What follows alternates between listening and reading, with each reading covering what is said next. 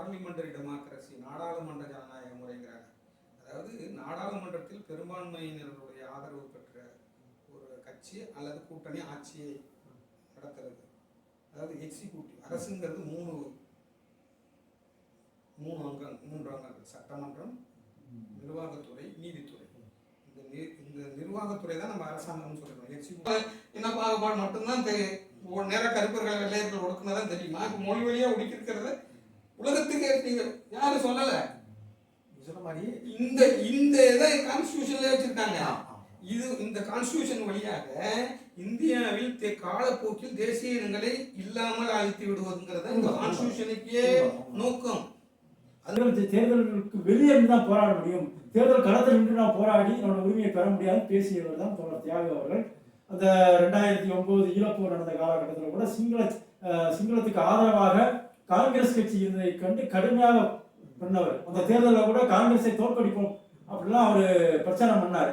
ஆனால் நீங்கள் அவரோட வளர்ச்சி என்பது அதோட நின்று போச்சு தான் நினைக்கிறேன். 2009 நீங்கள் வேற விதத்தில் காங்கிரஸ் இடத்த பாஜக ரீப்ளேஸ் பண்ணுறாங்க இல்லை. ஏன்னா இவங்க தான் அவங்க. இது வந்து என்னன்னா இன்னொன்று, நீங்கள் காங்கிரஸ் வந்து இனப்படுகொலை செஞ்சிச்சு, அது வந்து பழைய வரலாறு அப்படின்னு நினச்சிக்கலாம். இன்றைக்கும் காவேரியில் தண்ணி தர மறுக்குது காங்கிரஸ். அதனால நீங்கள் வந்து இந்த பாசிசம்ன்ற வார்த்தையை வைத்துக்கொண்டு திமுகவுக்கு அணி சேர்க்கிறதுக்கான வாய்ப்பு நீங்க பயன்படுத்திங்க. ஏன்னா இன்னைக்கு தண்ணீர் தர மறுக்கும் காங்கிரஸுக்கு எதிராக நீங்க என்ன நிலைப்பாடு எடுக்க முடியும்? நாம் தமிழர் கட்சிங்கிறது ஒரு தேர்தல் கட்சியாக, மாநில கட்சியாக வருவதுங்கிறது வந்து ஒரு சாதகமான பார்க்குறாங்க. அதை வந்து கூட அகில இந்திய கட்சிகளால் பொறுக்க முடியாது. அதை பாருங்க, அகில இந்திய கட்சிகளும் திராவிட கட்சிகளும் எவ்வளவு வன்மத்தோட பார்க்குறாங்க. சொல்லிக் கொடுத்தீங்க காங்கிரசும் எதிரி, பாரதிய ஜனதாவும் எதிரி அப்படின்னு சொல்லிக் கொடுத்த நீங்களே நான் போய் விசிறு பிரசாரத்துக்கு ஓட்டு கேட்டு நிற்கிறேன்னு சொல்றது எந்த விதத்தில்? அப்போ உங்களுக்கு வந்து ஒரு போராட்டமாக கால் பண்ணிச்சு நாம் தமிழர் மேலே. நாம் தமிழர் மேலே நமக்கு வேறுபாடு உண்டு. தேர்தல் அரசியல் ஈடுபடுவது குறித்தா இருக்கட்டும், அவருடைய இலக்கு நோக்கி இதெல்லாம் நமக்கு வேறுபாடு உண்டு. அதனால் அடிப்படையிலே வந்து திராவிடருக்கு வந்து மொழி இன உரிமை சார்ந்த அரசியல் கைவிட்டுட்டாங்க. பொதுவாக எந்த யார் பேசுகிறா? யாருமே பேசுறது கிடையாது. இந்தியாவுக்காக அழைக்கிறேன்னு சொல்லும் போது யார் தியாகுக்கு கோவம் வர மாட்டேங்குது. ஸ்டாலின் பக்கமாக விளம்பரம் கொடுத்தாருல, நீ இந்தியாவை எடுத்து இயக்கம் பண்ண ஆளு, நீங்க வந்து என்ன பண்றீங்க, ஆதரிக்கணும்னு சொல்லி தேர்தலில் பிரச்சாரம் பண்றீங்க. அப்போ முழுக்க இவங்களுக்கு அந்த கட்டத்தை விட்டு தாண்டி அவங்க வந்து ஏதோ ஒரு வகையில வந்து சார்ந்து போயிட்டாங்க, திராவிடத்தோட சார்ந்து நிற்கிறாங்க. அதே போல இந்தியாவோட சேர்ந்து நிற்கிறாங்க. காங்கிரஸ் எதிரி சொல்லிட்டு நீங்க வந்து முதல் குற்றவாளி வந்து ராஜபக்சே சொன்னீங்க, இரண்டாவது குற்றவாளி சோனியா காந்தி சொன்னீங்க. அவன்கிட்ட ஒவ்வொரு முறையும் ஒவ்வொரு நடத்தி ஓய்ந்து போற அளவுக்கு பண்ணியிருக்கான். இது வந்து மிகப்பெரிய ஒரு உரிமை பறிப்பா நம்ம யாருமே பார்க்கவே இல்லை. மிகப்பெரிய அநீதி இழைக்கப்பட்ட இந்த காங்கிரஸ் தான் செஞ்சான். காங்கிரஸ்காரன் தான் செஞ்சிருக்கான் பாருங்க. அதே இந்த பெரிய நேரு தானங்க இந்த இடத்தை கொடுத்து நேரு என்ன காமராஜ் இது எடுத்து கொடுத்துருக்காங்க. நம்ம தாயகம் 2 எம்எல்ஏ ஜெயிச்சு வந்திருக்காங்க தேவிகுளம் திருநாட்டில். பெரும்பான்மை அவங்க பெரும்பான்மை இதை கூட ஏற்றுக்கல பாருங்க. மக்கள் தொகையில பெரும்பான்மை தமிழர்கள். அந்த தாயகத்தை எடுத்து அவங்க கேரளாட்ட கொடுத்துருக்காங்க. நமக்கு தண்ணி இல்லாம பண்ணிருக்காங்க.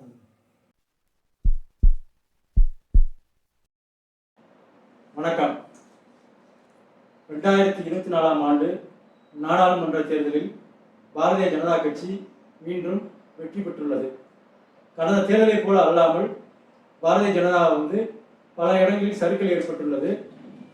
அதாவது இன்றைக்கு அரசியல் பார்வையாளர்கள் என்ன சொல்கிறார்கள் என்று சொன்னால், ஒரு கடிவாளம் போடப்பட்டுள்ளது. முன்பு போல பாரதிய ஜனதா வந்து தன்னுடைய கொள்கைகளை வந்து வெளிப்படுத்த முடியாது, கூட்டணி கட்சிகள் மூலமாக ஆட்சி அமைத்திருக்கிறது அப்படிங்கிற ஒரு கருத்து வந்து இன்னைக்கு எல்லாரும் வைக்கிறாங்க. ஆனால் அந்த இதுக்கு மாற்றாக உருவாக்கப்பட்ட இந்தியா கூட்டணியில் பல்வேறு முற்போக்கு சக்திகள் இருக்கின்றார்கள்.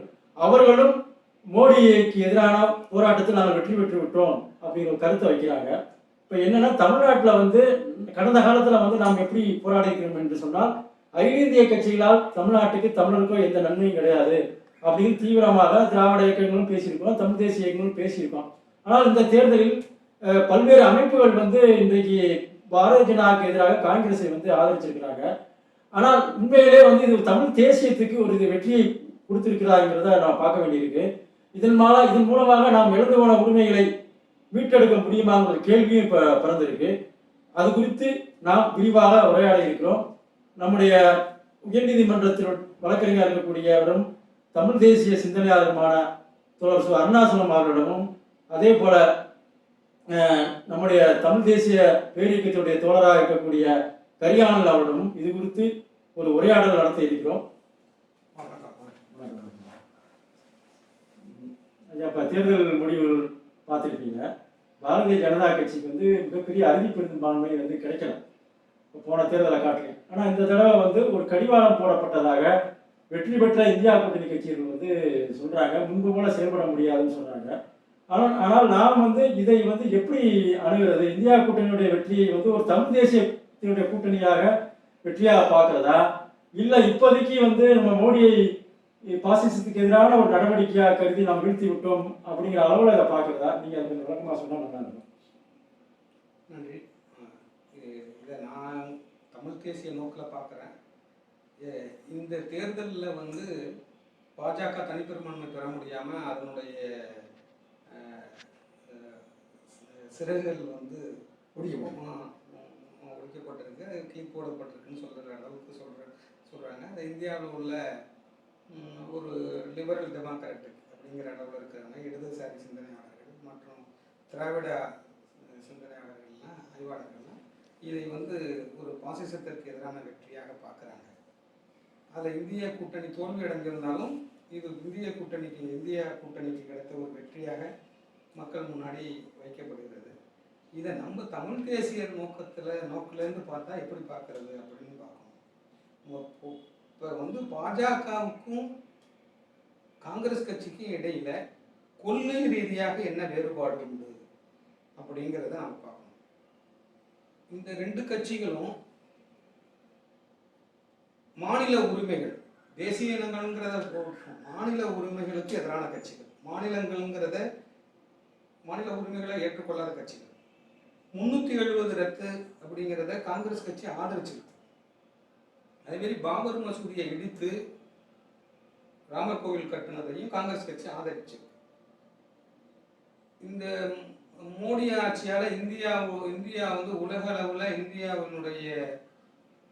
இந்தியா பற்றி உலக நாடுகளிடையே ஒரு பெருமிதமான முன்னேற்றம் ஏற்பட்டிருக்கு பார்வையில் அப்படின்னு சொல்லணும்.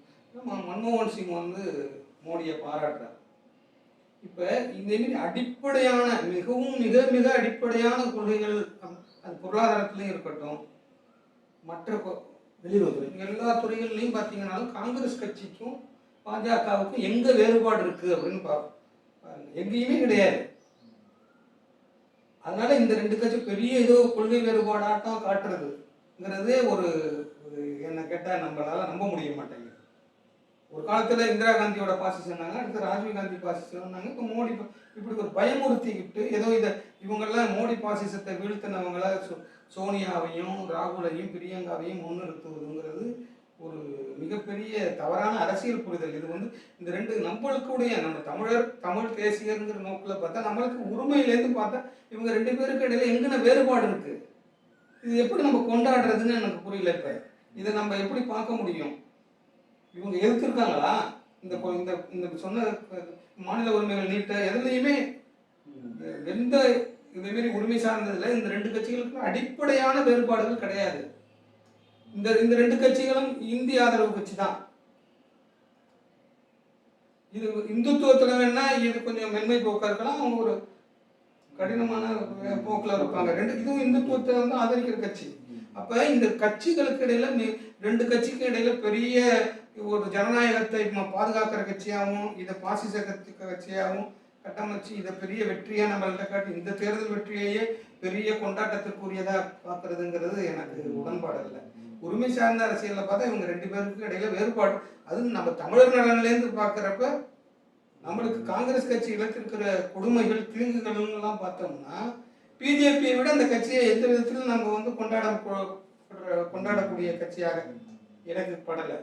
அந்த கட்சிக்கு எந்த செய்தும் நம்ம முக்கியத்துவம் கொடுக்க முடியாது, அது நல்லது கிடையாது. ஏன்னா நமக்கு வரலாறு உணர்த்தி இருக்கிறது காங்கிரஸ் கட்சி காலந்தோறும் தமிழருக்கு எதிரான கட்சியாக தான் இருக்குது.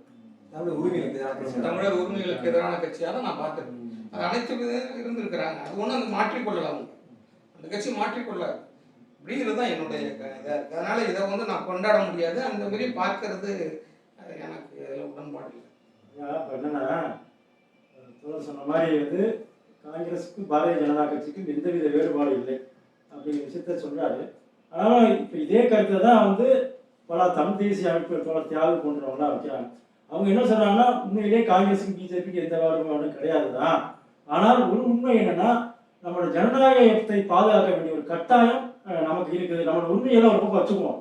அது ஒரு நீண்டகால போராட்டத்தோட தொடர்ச்சி. ஆனால் உத்தியாக பார்க்கின்ற போது பாரதிய ஜனதா கட்சியோட பாசிசத்தை வந்து முறியடிக்கணும். அப்படி முறியடிக்காவிட்டால் இங்கே வந்து பேச்சுரிமை இருக்காது, எழுத்துரிமை இருக்காது, கருத்துரிமை இருக்காது. அதனால வந்து நாம் வந்து இந்தியா கூட்டணியை வந்து ஆதரிக்கணும் அப்படிங்கிற ஒரு பேச்சு பேசுறாங்கன்னா, ஜனநாயகம் தான் நீங்கள் ஃபைட் பண்ண முடியும், சண்டை போட முடியும். ஜனநாயகத்துக்கான வெளிகளை அடைபட்டு விட்டால் நீங்கள் எந்த குரலையும் எழுப்ப முடியாது அப்படின்னு ஒரு வாதம் வைக்கிறாங்க. அதை பற்றி நீங்கள் சொல்லுங்க. இந்தியாவில் ஜனநாயக மறுப்புங்கிறது இவங்க சொல்கிற மாதிரி ஏற்கனவே நடந்தது தான். இந்திரா காந்தி அம்மையார் வந்து நீதித்துறையை வந்து முடக்கினாங்க, பத்திரிகை துறையை முடக்கினாங்க, எல்லாத்தையும் முடக்கினாங்க. முடக்கிறப்பையும் இந்தியா மக்கள் வந்து பெரும்பாதி தேர்தலில் வந்து அதுக்கு எதிராக இருந்தாங்க. ஆனால் எப்போ நம்ம ஒன்று பார்த்துக்கிட்டோன்னா, இந்தியா பூரம் ஒரே மாதிரி மக்கள் சிந்தனை கிடையாது. ஒவ்வொரு இடத்துலையும் ஒவ்வொரு மாதிரி இருக்குங்க. அதே இந்திரா காந்திக்கு எதிரான கூட்டணியில் இங்கே பார்த்தீங்கன்னா எம்ஜிஆர் வந்து இந்திராவுக்கு ஆதரவாக இருந்தார். தமிழ்நாட்டில் அந்த இந்திரா காந்திக்கு அனைத்து பாராளுமன்றத்தையும் கிடைச்சது அன்றைக்கு. அப்போ என்ன அர்த்தம்? அந்த பாசிசத்துக்கு ஆதரவான மக்கள் அர்த்தமா? இதை வைத்து அவங்களுடைய அனுமதியை வச்சுக்க முடியும். ஏன்னா இந்த தேர்தலில் பாஜக கிடைத்த தோல்வியாவோ இல்லை திமுக கிடைத்த வெற்றியை வச்சு பாசிசத்தை நீங்கள் சொல்ல முடியாது. உங்களுடைய தேர்தல் அனுமதிக்கான இந்த வார்த்தையில் பயன்படுத்தி கொள்ளலாமே தவிர இந்த தேர்தல் அப்படி போடவே இல்லை. அப்போ நீங்கள் சொல்ற மாதிரி பார்த்தா இன்னைக்கு 230 தொகுதிக்கு மேலே பாஜக வெற்றி அடைஞ்சிருக்கு. அப்போ இந்த பாஜக பாசிசத்தை ஆதரிச்சு அவங்க போடுறாங்களா? அப்படி கிடையாது. இந்த பாசிசம்ன்ற வார்த்தை நீ சொல்ற வார்த்தை. உங்களுடைய தேர்தல் யுத்திக்கு தகுந்த மாதிரி நீங்கள் மாற்றிக்கிறீங்க. இன்றைக்கு இருக்கக்கூடிய திமுகவாக இருந்தாலும் சரி, காங்கிரஸாக இருந்தாலும் சரி, இவங்க தமிழின மறுப்புக்கு, தமிழின அழிப்புக்கு என்னென்ன செஞ்சால் நமக்கு எல்லாமே தெரியும். இந்த கூட்டணி வச்சுக்கோங்க. திமுக கூட்டணியில் திமுக வந்து கம்யூனிஸ்டோட கூட்டணி வைக்கிறாங்க மதுரையில். நீங்கள் இந்த தேர்தல் நடப்பதற்கு ஒரு மாதம் முன்னாடி தான் முல்லை பெரியாறு புதிய அணையை கட்டுவோம்னு சொல்லி பழைய அணையை இடிப்போம்னு சொல்லி சிபிஎம் வந்து பினராயி விஜயன் தீர்மானம் போட்டு எல்லாம் பண்ணுறாரு. அந்த தீர்மானத்தை அடிப்படையில் தான் அங்கே வந்து வாக்கு கேட்குறாரு. இங்கே பாருங்க, இதே சிபிஎம் இங்கே ஜெயிக்குது. இந்த மக்கள் என்ன அர்த்தம்? சொன்ன மாதிரி பார்த்தா இந்த மக்கள் வந்து அணையை இடிக்கணும் அப்படின்னு உத்தரவு கொடுத்தாரு அர்த்தமா? கிடையாது. அந்த அனுமதி கிடையாது. ஏன்னா இவங்க சொல்ற ஒவ்வொன்றுக்கும் இவங்க வந்து இவங்க தன் கட்சியிலிருந்து ஒரு விளக்கம் கொடுத்துருக்காங்க தவிர மக்கள் அனுமதி அது கிடையாது. அதாவது பாசிசத்துக்கு எதிரான ஒரு அணி இல்லை நீங்கள் சொல்றதுதான். பாஜக வந்து ஆர்எஸ்எஸ்ங்கிற ஒரு மதவாத அமைப்பினுடைய அரசியல் கட்சியாக செயல்படுது. அந்த அந்த அந்த ஆர்எஸ்எஸ் வந்து ஒரு பாசிச பின்னணி கொண்டது. பாசிச கட்சி இத்தாலியுடைய முசோலினி கட்சி அல்லது ஹிட்லருடைய நாஜி கட்சியினுடைய கருத்தியல் அடிப்படையாக தான் அதே போக்கில் அதே மாதிரியாக வச்சு செயல்படுற கட்சி. அதே மாதிரி தான் இவங்க வகுப்புவாதம், நிறைய வன்முறை, மத கலவரங்கள், இது மூலம் அந்த கட்சி எந்த திட்டத்தையும் இல்லை. வெறும் மத கலவரம், இந்துத்துவ அடையாளம், இதை மட்டுமே முன்வைத்த கட்சி தான். அந்த அடிப்படையில் அது ஒரு பாசிச கட்சியாக வர. அதை நம்ம ஒன்றும் அதுக்கு காங்கிரஸ் கட்சி ஜனநாயக கட்சியான்னு பார்க்கணும். காங்கிரஸ் கட்சி இந்தியா முழுக்க வளர்த்திருக்க பண்பு என்ன? இந்தியாவில் உள்ள அனைத்து கட்சிகளும், மாநில கட்சிகளாக எல்லாமே குடும்ப கட்சிகளாக தான் இருக்கு. அதில் விதிவிலக்காக இருக்கிறது வந்து நீங்கள் வந்து இடதுசாரி கட்சிகளும் பாஜகவும் தான். மற்ற அத்தனை கட்சிகளும் குடும்ப அரசியல் பொதுவான போக்கு. திமுக எந்த மாநில கட்சி எல்லாமே இந்த போக்கை கொண்டுட்டு வந்தது இந்தியாவில் காங்கிரஸ் கட்சி. இது வந்து மக்களாட்சி இங்கே வளராமல் தடுத்தது இந்த குடும்ப கட்சி. இன்னைக்கு ராகுல் காந்தி அவங்க குடும்பம், இன்னைக்கும் சோனியா காந்திக்கு என்ன ஆசை? தான் பையனை வந்து எப்படியாவது பிரதமர் ஆக்கி பார்த்தரணும், இந்தியாவுடைய முதன்மை அமைச்சரை தான் வாழ்நாளுக்குள்ள பார்க்கணுங்கிற எண்ணம் தானே அவங்களுக்கு. அவங்க என்ன திட்டத்தை வச்சாங்க இங்கே மக்கள்கிட்ட? பாஜகவுக்கு எதிராக என்ன திட்டத்தை?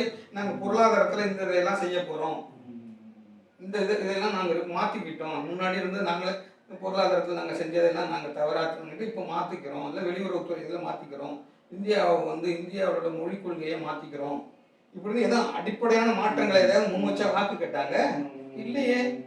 இந்த கட்சி வந்து அதனால ஜனநாயக இதுனா இது காங்கிரஸ் கட்சி வந்து ஜனநாயகத்தை எங்க வளர்த்துருக்காங்க? எந்த மாநில இன்னைக்கு வந்து அந்த ஜனநாயகத்தினுடைய பயன்கள் கிடைக்காம போனதனுடைய விளைவே இந்த காங்கிரஸ் கட்சி வளர்த்திருக்கிற அந்த மாடல், அதனுடைய மாதிரி வடிவம் இந்த குடும்ப கட்சிகள் தான். இந்த குடும்ப கட்சி ஒவ்வொரு மாநில அந்த குடும்ப கட்சிகள் அண்டி தான் நீங்க அரசியல் அதிகார அங்க போய் தான் அண்டி தான் நீங்க அரசியல் செய்ய முடியுங்கிற நிலைமை தானே ஒவ்வொரு ஊர்லயும் இருக்கு. இது எப்படி இது நல்ல வளர்ச்சியாது? பாஜகவை எதிர்க்கிறதுக்காக இந்த இந்த மாதிரியை நம்ம எப்படி ஏற்றுக்கொள்ள முடியும்? இவங்க வளர்த்துருக்கிறது இந்த இதுதான். அதனால இந்த ரெண்டு கட்சிகள்ல இது இன்னொரு பக்கத்துல இருந்து இருக்கு. பாஜக வந்து இப்படி அவங்க ஒரு பாசிச இதுன்னா இது ஜனநாயகம் இருப்பான இயக்கம் தான். இது வந்து ஜனநாயக முறையை பயன்படுத்திக்கிற இயக்கமே தவிர ஜனநாயகத்தை மேலும் மேலும் வளர்த்து செல்றதுக்கான ஒரு அதை அப்படியே தேக்கி விடுற அமைப்பு, ஒரு குட்டையா தேங்கிடுறது தான் இன்னைக்கு. யாருமே ஒரு இன்னைக்கெல்லாம் திமுகவுல எல்லாம் யாரும் போய் தான் எளிதா எம்பியா எம்எல்ஏ யாரும் ஒரு சாதாரண ஒரு உறுப்பினரா பஞ்சாயத்து உறுப்பினர் ஆகுறது கூட எளிதல்ல. அந்த கட்சி அமைப்பு எல்லாம் அப்படித்தானே வச்சிருக்காங்க. அப்படிப்பட்ட அது ஜனநாயக மறுப்பான வேலை தான் அது. அதை அப்படிதான் பார்க்க முடியும். அப்படி அதனாலதான் இந்த பாஜக போன்ற கட்சிகள் வளர முடிஞ்சிருக்கு. அவங்க இந்த மீது ஏற்பாடு இருக்கிறதுனால அவங்க நிக்க முடியுது. அதனால இது ரெண்டையும் இப்படிதான் நம்ம பார்க்கணும்னு நான் நினைக்கிறேன். அதாவது ஸ்டாலின் அவர்கள் வந்து இந்தியாவை காக்க அழைக்கிறேன், பாசிசத்தை வீழ்த்தணும்னு சொல்றாரு. அதே போன்ற குரல் கேரளாவில் எழுப்பலாம், பீகாரில் எழுப்பலாம். ஏன்னா அங்கங்க வந்து எதிர்கட்சி லெவலில் தான் போடுறாங்க. இப்போ ராகுல் காந்தி வந்து போட்டிட்டார் வயநாட்டில், அங்கே சிபிஐ போட்டியிடுது. அதே மாதிரி மேற்கு வங்கத்தில் மம்தா பானர்ஜிக்கு எதிராக காங்கிரஸ் போட்டியிடுது. இது ஏன் ஒருமித்த குரலா பாசிச எதிர்ப்பு வந்து இந்தியாவில் ஏன் தோன்றவில்லை? இவங்க சொல்றாங்கல்ல பாசிசத்தை விழுத்து தமிழ்நாட்டில் அந்த குரல் எழுப்புது, ஏன் இந்தியா முழுக்க ஒட்டுமொத்த குரலாக ஏன் மாறல? அப்போ வந்து அது பாசிசத்தை வீழ்த்துவதற்கான ஒரு ஊனமாக தானே இருக்கு. அப்போ அதை நீங்க எப்படி பாக்குறீங்க? இப்போ 1989 ராஜீவ் காந்தியை எதிர்த்து இதே மாதிரி ஒரு தேர்தல் தான். அந்த தேர்தலில் வந்து ஒரு பக்கம் தேசிய முன்னணின்னு ஒரு கூட்டணி, விபி சிங் தலைமையில் உள்ள ஜனதாதளம், திமுக, என்டி ராமராவோட கட்சி, இப்படின்னு பல அமைப்புகள் பல கட்சிகள்லாம் சேர்ந்து தேசிய முன்னணி, அப்புறம் இடது முன்னணி, பிஜேபியும் இந்த கூட்டணியில் இறங்கிட்டாங்க. மூணுக்கு சேர்ந்து ராஜீவ் காந்தி அந்த தேர்தலில் தோற்கடிக்கப்பட்டார் இல்லையா? காங்கிரஸ் கட்சி அப்போ காங்கிரஸ் கட்சி இந்த இந்த கூட்டணியை எதிர்த்து பேசினாங்க. இது வந்து இதெல்லாம் நிலையற்ற அப்போ நிலையான ஆட்சி தான் வரும், நிலையான ஆட்சி இல்லாமல் போயிடும், அது நல்லதில்லை நாட்டினுடைய வளர்ச்சிக்கு. நிலையான ஆட்சி இன்னைக்கும் பாஜகவும் கிட்டத்தட்ட அதே மாதிரி வார்த்தை தான். அதே அன்னைக்கு அதே மாதிரி தான் சொல்லுங்க. ஆனால் கடைசியில் ராஜீவ்காந்தி தோற்கடிக்கப்பட்டார். அந்த இப்போ இவங்க அதே போல இப்போ வந்து அதே இது வந்து திரும்பி இப்போ பிஜேபிக்கு எதிராக எல்லா கட்சிகளும் அணைக்கட்டு இன்னைக்கு மக்கள் வாக்களிக்க தயாராக தான் இருந்திருக்கிறாங்க. இவங்க அதை ஒருங்கிணைத்து மக்கள்கிட்ட தெளிவா சொல்லி கொள்கை திட்டங்கள்ல எங்க விவசாயிகள் போராடினா ராகுல் காந்தி போய் நின்னாரா? விவசாயத்தை பொறுத்து அவங்க என்ன செஞ்சாங்க? விவசாயத்தை குறித்து அவங்க கருத்து என்ன? எந்த இதுலையும் அவங்களோட பொருளாதார பாஜக என்ன வேறுபட்டாங்க?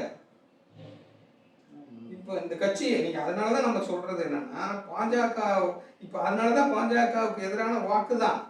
ஆனா அதை வந்து நீங்க மக்களை திரட்டி அதை மாற்றி வெற்றி பெற முடியல இவங்களால.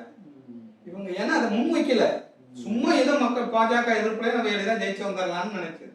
அதனாலதான் நிதிஷ்குமார் அவரை கூப்பிடுறாங்க, அவங்க அந்த ஆள் கலந்து போயிடுறாரு. இப்ப பாத்தீங்கன்னா இவங்கள்ட்ட ஒரு ஒருங்கிணைந்த திட்டத்தை மக்கள்கிட்ட முன்வைத்து பண்ணியிருந்தா கண்டிப்பா மக்கள் ஓட்டு போட்டிருப்பாங்க, வந்திருக்கலாம். இவங்க ரெண்டு பேருக்கு இடையில பெரிய வாக்கு வித்தியாசத்துல எல்லாம் ஒன்றும் எதுவும் கிடையாது இல்லை, அவங்க வந்திருக்க முடியும். இவங்கள்ட்ட அந்த ஒரு ஒரு மாற்று திட்டத்தை மக்கள் முன்னாடி வைக்க முடியல, தெரியல, மக்களை ஈர்க்கல அப்படிங்கிறத நம்ம பார்க்கணும். ஏன்னா பல விஷயங்கள்ல அவங்களோட அடிப்படையான கொள்கையில பாஜகவுக்கும் இவங்களுக்கும் இடையில வேறுபாடு இல்லாம இருக்கிறது தான் இது. இந்திரா காந்தி காலத்துல கூட 5 அம்சம் திட்டம் 20 அம்சம் திட்டம் அப்படின்னு ஏதாவது ஒன்று சொல்லி தானே ஓட்டு கேட்டாங்க. இவங்க இன்னைக்கு என்ன செஞ்சாங்க? இந்த பெரிய வேலை வாய்ப்பு பிரச்சனை, வறுமை பிரச்சனை, இப்படி யோகப்பட்டது பல்லாயிரக்கணக்கான லட்சக்கணக்கான தொழிலாளர்கள் வட இந்தியாவிலாம் வர்றாங்க. அவங்களுக்கு என்ன திட்டத்தை அவங்க ஊருக்கே வச்சாங்க. இவங்க நாங்கள் என்ன இப்படி பண்ண போகிறோம், இல்லை இந்த செல்வத்தை மறுபகிர்வுல எப்படி நாங்கள் பண்ண போகிறோம், இந்தியாவில் வந்து ஒரு எல்லா மக்களுடைய விவாதத்துக்கு வர்றதுக்கு சொல்கிறேன். பொருளாதாரத்தில் இந்த பகிர்வு, அந்த நாட்டினுடைய வளங்கள் அல்லது செல்வம் அந்த உற்பத்தியை எப்படி பகிர்றது, அதில் இப்போ இருக்கிற முறைக்கு மாற்றம் நாங்கள் என்னத்தை பண்ண போகிறோம் எதுவுமே சொல்லலை. தொழிலாளர் நலன் பற்றி எதுவுமே அவங்க முன்வைக்கல. இப்படி ஒவ்வொரு பிரிவினருக்கு பற்றியும் அவங்களுடைய நலன் சார்ந்தெல்லாம் என்னத்தை பெருசாக சொல்லி மக்களுடைய ஈர்த்தாங்க. அப்போ இதனால இதே தேர்தல் திருவிழா மீறியே தான் அவங்க நடத்தி அதை ஜெயிக்கிறது இது மாரி பண்ணால் எப்படி இருக்க முடியும்? அப்படிதான் நம்ம பார்க்க மாட்டோம். அதனால இவங்க வந்து மக்களை வந்து மக்கள் தயாராக தான் இருந்திருக்காங்க. உத்தரப்பிரதேசத்துல தெரியுது இல்லை? ஆமா, உத்தரப்பிரதேச வாரணாசியிலே உங்களுக்கு அந்த வாக்கு சதவீதம் குறைஞ்சிருக்கு, மோடிக்கு குறைஞ்சிருக்கு. மக்கள் அவங்க ரெடியா இருந்திருக்காங்க. இவங்க தான் அதை இப்போ அதே காங்கிரஸ் தான் ஒரிசாவில் வந்து பாஜக ஆட்சிக்கு வர்றதுக்கு காரணமா இருந்திருக்கிறாங்க. அங்க பிஜேபி பிஜு ஜனதா தளம் வந்து தோல்வி அடைஞ்சாலும் அந்த இடத்த பிடிச்சிருக்க வேண்டியது காங்கிரஸ் கட்சி தானே. அங்க யாரு வந்திருக்கா? அங்க வந்து பிஜேபி தான். அப்போ உங்களை நிறுத்திட்டு அவன் வர்றான். நீ ஒண்ணுமே பண்ணலன்னு தான் அர்த்தம். அப்ப நீ ஒன்னாலும் அந்த ஒரு கட்சியை ஆட்சியிடம் உனக்கு எல்லாம் தயாரா இருந்தாலும் நீ இன்னொருத்த வந்து இடம் பிடிச்சிக்கிற அளவுக்கு இவங்க தான் பிரதான எதிர்கட்சியா இருந்தவங்க. மூணாவது கட்சியா இருந்த பாஜக இங்க ஆட்சியை பிடிக்கிறதுக்கு அப்ப எல்லா இடத்துலயும் பாத்தீங்கன்னாலே இந்த ரெண்டு கட்சிகளுக்கும் இடையில உள்ள இதை தான் மக்கள் பார்க்கறாங்க. பிஜேபி வரடா வந்துட்டான். மேற்குவங்கத்துல கொஞ்சம் வாக்கு சதவீதம் கூடி இருக்கு. இப்ப பிஜேபி எங்கெங்க செல்வாக்கு குறைஞ்ச மாநிலம் எல்லாம் காங்கிரஸ் கட்சியோட இடத்த தாங்க அவன் கைப்பற்றிட்டு வர்றான். அதனால ஒன்றும் அதை நீங்க வேற விதத்துல காங்கிரஸ் இடத்த பாஜக ரீப்ளேஸ் பண்றாங்க இல்லை. ஏன்னா இவங்க தான் அவங்க. உங்ககிட்ட ஒரு கேள்வி. அதாவது இந்திரா காந்தி வந்து அவசர நிலை பிரகடனம் பண்ணி பேச்சுரிமை கருத்துரிமை எல்லாம் அப்போ ஏற்கனவே சொன்னீங்க. நீங்கள் அது கருத்தை இன்னும் ஆழமாக சொன்னால் நல்லா இருக்கும் நினைக்கிறேன். பறிச்சாங்க. அப்போ 77 வந்து ஒரு கூட்டணி அமைக்கப்பட்டது.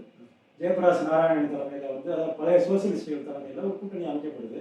அந்த கூட்டணியில் வந்து ஒரு பாசிசத்தை வீழ்த்துவதற்கு, இந்திரா காந்தியை வீழ்த்துவதற்கு நான் வந்து யார் வேணாலும் கூட்டணி சேரலாம் அப்படின்னு ஒரு கோட்பாட்டு உருவாக்கப்பட்டு அன்றைக்கு ஜனசங்கத்தோட இன்றைக்கு பாரதிய ஜனதாவோட பழைய வடிவம் ஜனசங்கம். இப்போ அவங்கெல்லாம் இணைச்சிக்கிட்டு தான் ஒரு பாசிசத்தை வந்து வீழ்த்தினாங்க. அது 77 தேர்தலில்.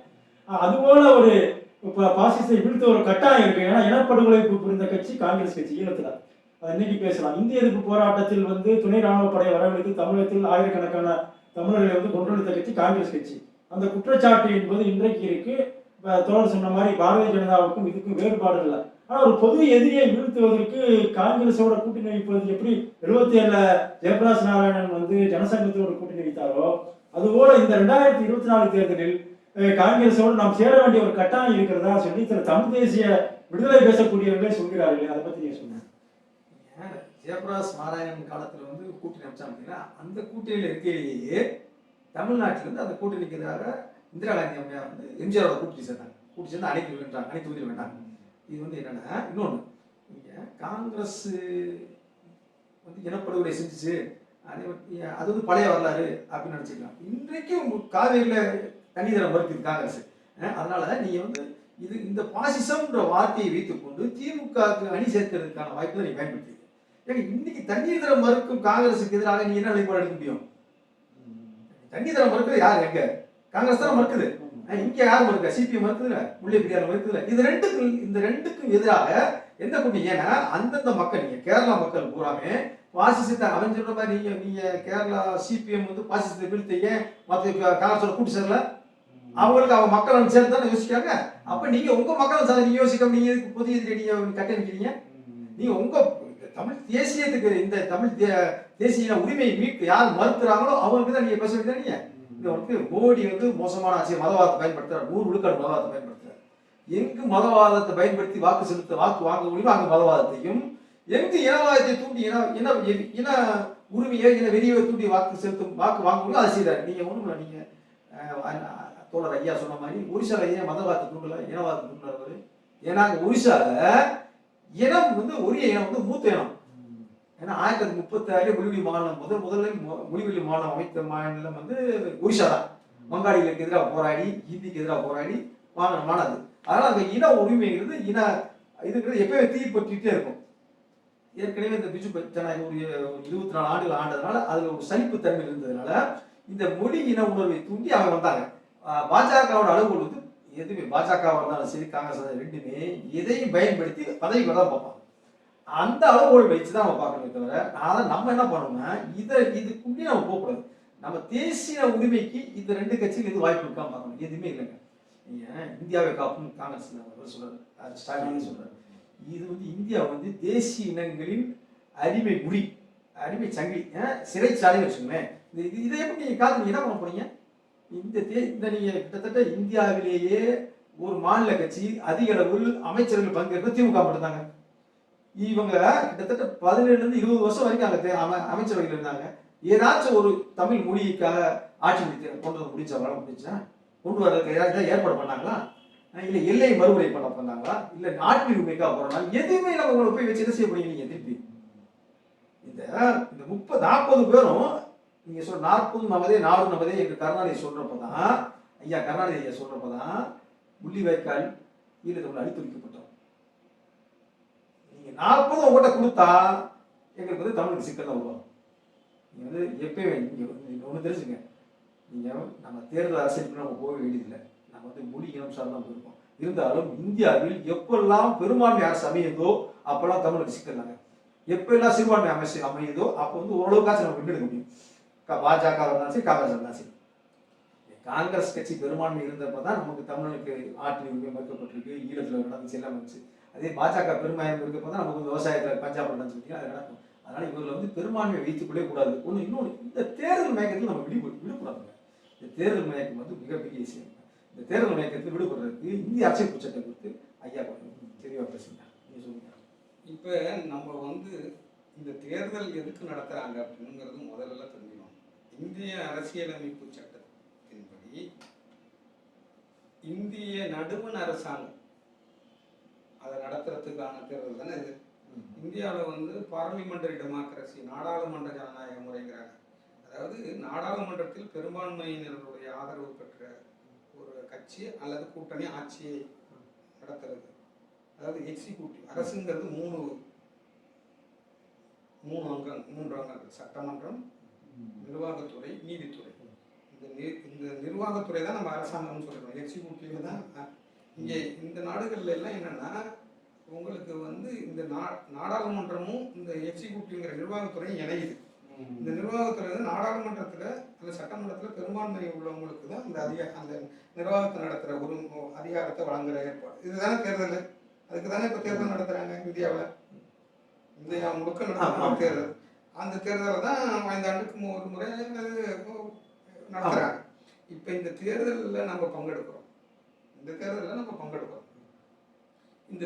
நம்ம பங்கெடுக்கிறப்ப நம்ம கவனிக்கிறது என்னன்னா, இந்த நாடாளுமன்றத்தில் போய் நம்ம பங்கெடுக்கிறதன் வழியாக நம்மளுடைய உரிமைகள், ஏற்கனவே நம்மளுடைய உரிமைகள் நம்மளை சார்ந்து நம்ம நலன் நோக்கில் முடிவெடுக்கக்கூடிய அதிகாரத்தை நடுவண் அரசாங்கத்துக்கு வழங்கியிருக்கோம். இந்திய அரசியலமைப்பு சட்டத்தின் வழியாக வழங்க அதை நம்ம ஏற்றுக்கொள்கிறோம். மேலும் நம்மளது உரிமை பறிப்பிற்கு நம்ம ஒப்புதல் வழங்குறாங்களே இருக்கு. இப்போ உதாரணத்துக்கு நீட் எடுத்துங்க. நீட்டை வந்து அவங்க வந்து நீட் மாணவர்கள் சேர்க்கை, மருத்துவ கல்லூரிகளில் மாணவர்கள் சேர்க்கறதுக்கான அதிகாரத்தை மாநில அரசுலேருந்து எடுத்துக்கிறாங்க. கல்வி உரிமை பறிச்சிட்டாங்க. கல்வியில ஒரு உரிமை, கல்வி உரிமையில ஒரு இடத்துல உள்ளது. அது மருத்துவ கல்லூரியில மாணவர்களை சேர்க்கிறது. அந்த அதிகாரம் தனக்கு வேணும்னு இந்திய அரசு, காங்கிரஸ் தான் இப்ப, திமுக அப்ப அதில் கூட்டணி இருக்காங்க, அவங்க அந்த அதிகாரத்தை மாநிலத்திலேருந்து எடுக்கிறாங்க. அப்ப எடுக்கிறப்ப இந்த அரசியலமைப்பு சட்டத்தின் வழி தானே அதை செய்யறாங்க. கண்கரண்ட் லிஸ்ட்ல தான் எடுத்துட்டாங்க. கல்வி பட்டியல இப்ப அதுக்கப்புறம் இந்த பொதுப்பட்டியலில் இருக்கிறப்ப மருத்துவ கல்லூரியில மாணவர்கள் சேர்க்கையை நாங்க மாநிலத்துக்கு கொடுக்க முடியாது, நாங்க தான் பண்ணுவோம் அப்படிங்கிறது தான் இந்த சட்டம். இப்ப இதெல்லாம் பாத்தீங்கன்னா என்ன, தொடர்ந்து அவங்க உரிமை பறிப்புக்கு வழிகோடுறது தான் இது. நீங்க இந்த 40 பேரும் அங்க போனாலும் அந்த உரிமை பறிப்பை நீங்க தடை பண்ண முடியுமா அப்படிங்கிறது தான் கேள்வி.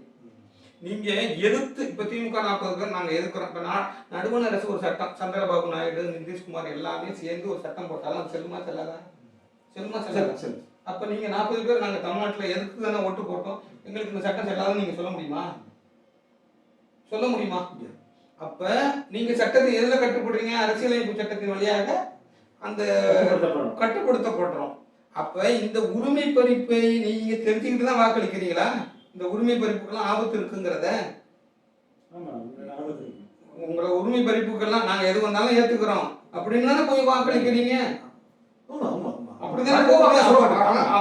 அப்படிதான் அவன் தேர்தல் நடத்துறான்.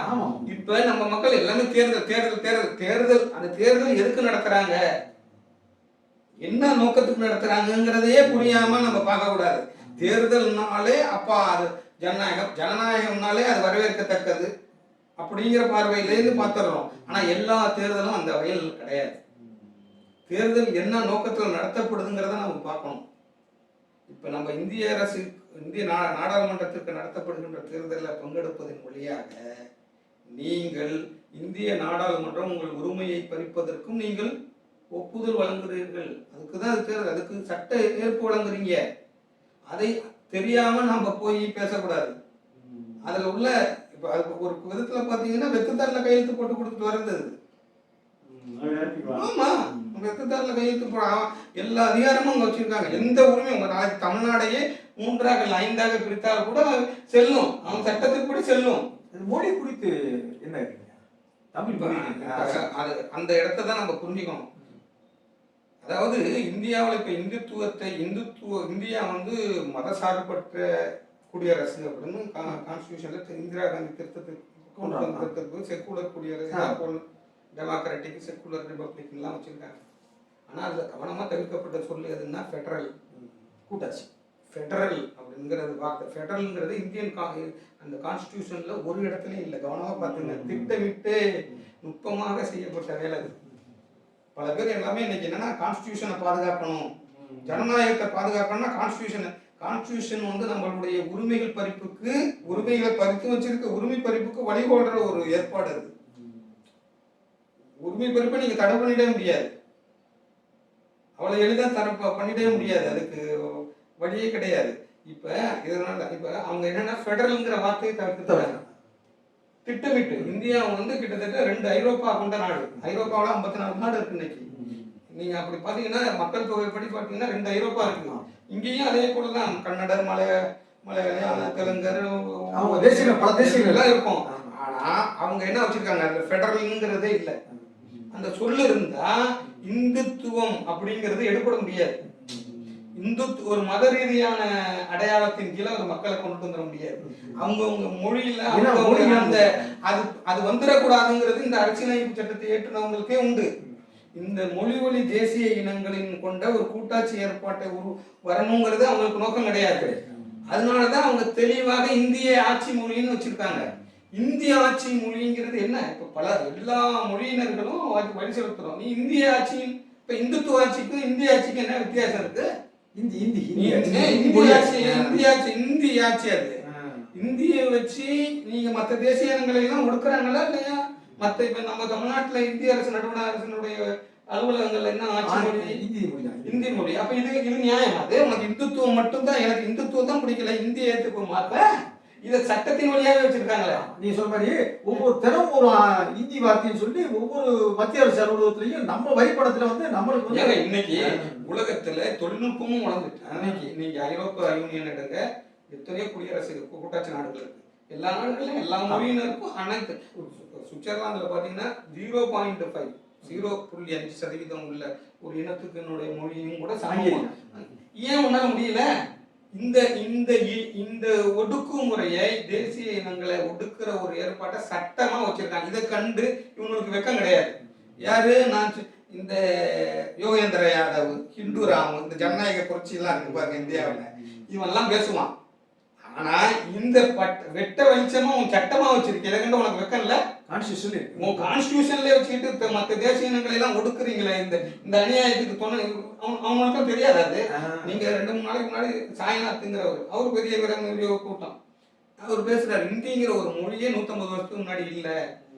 உத்தரப்பிரதேசத்துல 4 மொழி, அவதி, அது போஜ்பூரி, இந்த மொழிகள்லாம் அதெல்லாம் இன்னைக்கு டைலக்ட்னு சொல்லிட்டாங்க. இவ்வளவு பேசுறாரு. இந்திய அரசியலமைப்பு சட்டத்துல ஒரு மொழியை வச்சிருக்கோமேன்னு, இது ஒரு அநியாயம், முதல்ல தூக்கணுமே. யாராவது பேசுறானா? இந்திய கூட்டணி யாரும் பேசல. இந்திய அறிவாளி வர்க்கமா இருக்கு பாருங்க, இடது வலது எந்த இதுவும் பேச மாட்டான். இதை மட்டும் இந்துத்துவம், ஏன்னா இதுலதான் இது ஒரு ஏமாத்து. இந்த ஒடுக்குமுறையை மறைக்கிறதுக்கு இந்த கவசம் இருக்கு. அதுலதான் நீங்க காங்கிரஸ் பெரிய ஜனநாயக கட்சியாகவும் பாஜகவை பெரிய பூச்சாண்டி கட்டுறதெல்லாம் நீங்க ஏன் இதை நீக்க முடியல? இப்ப நீங்க நம்ம மாணவர்கள் போய் பரிசு எழுத முடியாது. நடத்துற நடுவண் அரசு பணிகளுக்கான தேர்வுல நம்ம மாணவர்கள் போய் தமிழ்ல பரிசு எழுதி பெற முடியாதுல்ல. இது ஒரு ஒடுக்குமுறையா அவனுக்கு படலையா? இது ஒரு அசிங்கமா அவனுக்கு படலையா? இது ஒரு இன பாகுபாடுங்கிறது உங்களுக்கு தெரியலையா?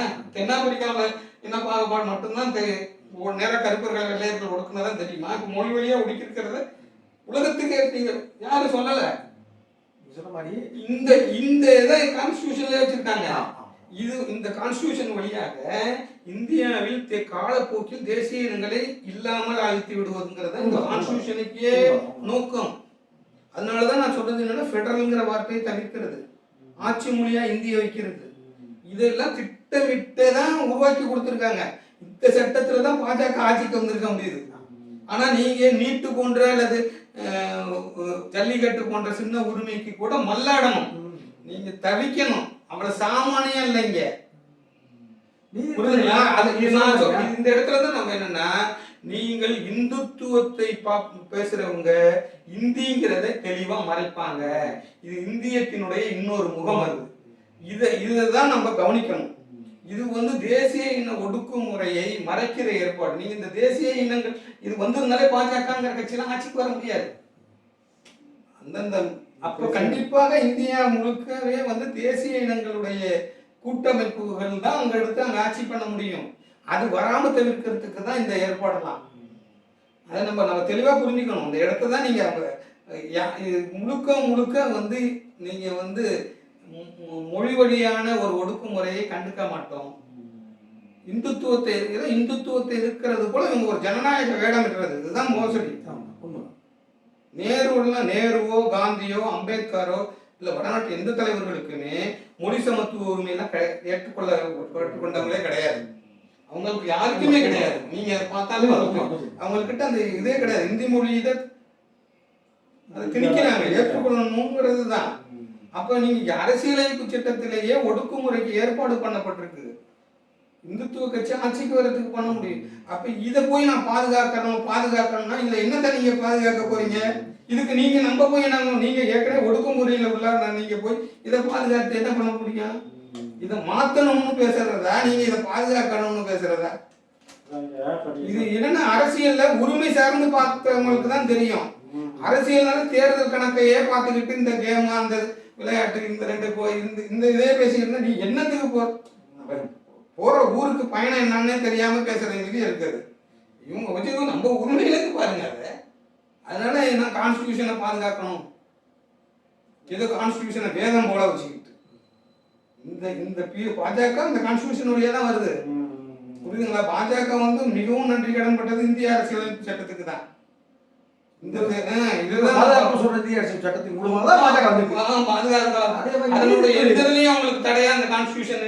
தெரியல எந்த இடத்துல அவங்களுடைய செயல் திட்டங்களை நிறைவேற்றது எங்க தடை? கோவில் கட்டுறதுக்கு கூட இந்திய உச்ச நீதிமன்றம் கோயிலை கட்ட வழக்குதான் போனது. அந்த இடம் யாருக்கு சொன்னா கோயிலையும் கட்டுங்கிறா இந்திய உச்ச நீதிமன்றம். கோயில் கட்டுறது வேலையா கவர்மெண்ட்டுக்கு? உச்ச நீதிமன்றம் வந்து கொடுக்கறது மசூதியை கட்டிட்டு கோயில் கட்டி ஒரு ட்ரஸ்ட் அமைச்சு அந்த கோயில் வரும் கட்டணும்னு உச்ச நீதிமன்றம். இப்ப இதெல்லாம் பாருங்க, இது திட்டமிட்ட ஏற்பாடு இருக்காங்க. இந்திய உச்ச நீதிமன்றம் அனைத்து விஷயங்கள்லையும் பாத்தீங்கன்னா மாநில உரிமைகள் மொழி உரிமை எல்லாம் பறிக்கிறது போல துணை போவாங்க. பல இடங்கள்ல எல்லா இடத்துலையும் மாநில உரிமைகள் பறிப்பறப்ப உச்ச நீதிமன்றம் அதுக்கு சீல் கொடுப்பாங்க, லீகல் சீல். அது அப்படிதான் நீங்க பார்க்கணும். இந்த அரசியல் இதையே எடுத்துட போறாங்க பாஜக. அரசியலமைப்பு சட்டமே போயிட்டா என்ன பண்றது இப்படின்னு இது வந்து உங்களை பயமுறுது. இந்த பூச்சாண்டிய வந்து வடநாட்டுக்காரர்களுக்கு வேணா கூட ஒரு பொருள் இருக்கலாம். நமக்கு என்ன அர்த்தத்துல அதுல இருக்க முடியுங்கிறது எனக்கு. நீங்க போய் அதை பாதுகாக்கணும். உங்க ஹிந்தி பேசக்கூடியவரோட ஒடுக்குமுறையும் தமிழ்நாட்டுல, ஏன்னா இங்க மொழி ஒடுக்குமுறை இருக்கு, மொழி ஒடுக்குமுறை கிடையாது, அவன் ஆதிக்க மொழியா இருக்கு. ஒரு ஏழை பாட்டாளியா இருக்கக்கூடிய ஹிந்தி பேசுறவங்களுக்கு உரிமை இருக்கு. யோகேந்திர யாதவ் வந்து தெளிவா ஆங்கிலம் பேசுறாங்க. எல்லாம் ஆங்கில சேனல்கள் எல்லாம் வர்றாரு. ரொம்ப சிறப்பான அரசியல் அமெரிக்காவிலாம் போய் பயின்று வந்திருப்பார் போருக்கு. தன்னோட அமைப்பு பேருக்கு தெளிவா இந்தியில தானே பேர் வச்சுக்கிறாரு. அவங்களுக்கு தெரியாது, அதை அவங்க படிக்கலையா? அதெல்லாம் கான்ஸ்டிடியூஷன்ல ஆட்சி மொழி வச்சிருக்குது என்னன்னு அவங்க பார்வைக்கெல்லாம் வரலையாது தெரியும். அவங்களுக்கு அவங்க ஊர்ல ஜனநாயகத்துல இருக்குங்கிறத அளவு பார்க்கலாம். நம்ம அப்படி பார்க்க முடியாதுங்கிறதா. இதுலதான் நாம காங்கிரஸ் கட்சிக்கும் பாஜகவுக்கும் இந்த வேறுபாடு. ரெண்டுமே இந்தி மொழியை ஆதரிக்கிற கட்சி. ரெண்டு பாஜக இந்தியா இருக்குதா?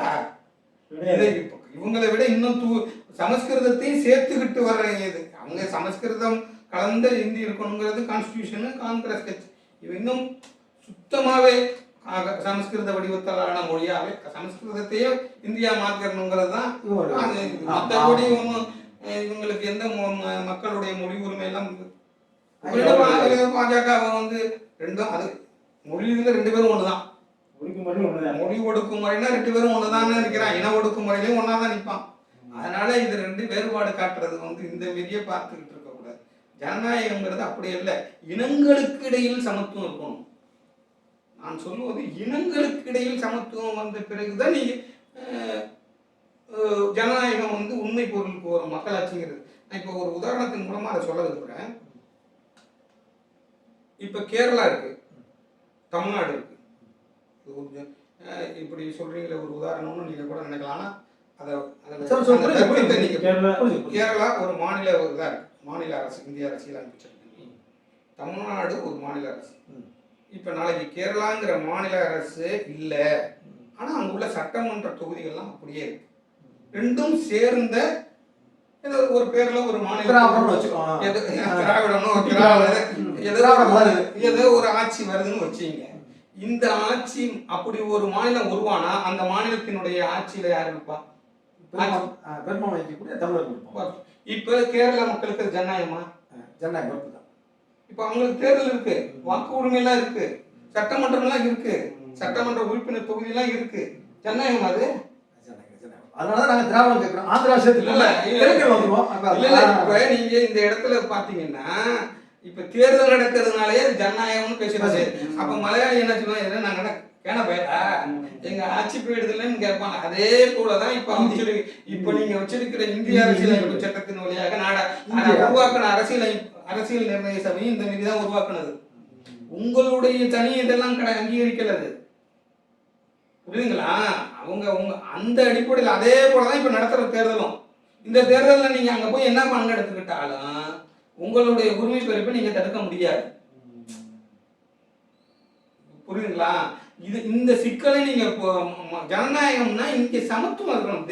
இனங்களுக்கு இடையிலான சமத்துவத்தை உறுதி செஞ்ச பிறகுதான் அடுத்தது தேர்தல் ஜனநாயகம். சமத்துவம் வராம மொட்டையா தேர்தல் தேர்தல்னா இது என்னது? தேர்தல் இந்தியாவுக்கும் சீனாவுக்கும் தேர்தல் நடத்தினா யாரு ஆட்சிக்கு வருவா?